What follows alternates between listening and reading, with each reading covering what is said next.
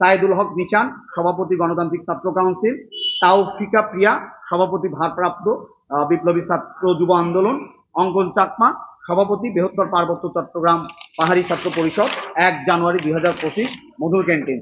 আমাদের এইটা ছিল লিখিত বক্তব্য।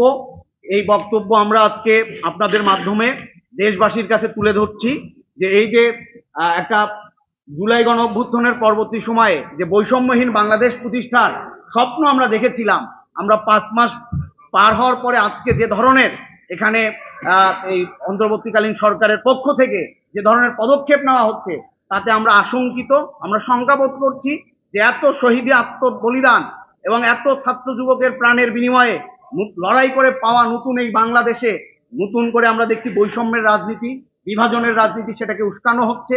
মানুষের সমস্যা সংকট, যেটা নিত্যদিনকার সমস্যা সংকট, সেটাকে আড়াল রাখার জন্যই বেকার সংকট, দ্রব্যমূল্যের ঊর্ধ্বগতি, ব্যাংক লুট, দুর্নীতি, এই যে সমস্ত ঘটনা চাপা দেওয়ার জন্য আমরা দেখছি আজকে বৈষম্যের রাজনীতি, বিভাজনের রাজনীতি, এটাকে চাঙ্গা করা হচ্ছে।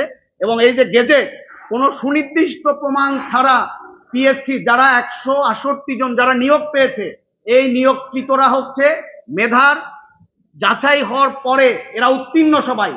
মানে এখানে জনপ্রশাসন মন্ত্রণালয়, আমরা দেখেছি অতীত দিনে যেটা আওয়ামী ফেসিবাদের আমলে আমরা দেখেছি, রাজনৈতিক পরিচয়ের কারণে, অন্য কোনো পরিচয়ের কারণে আমরা হেনস্থা হতে দেখেছি।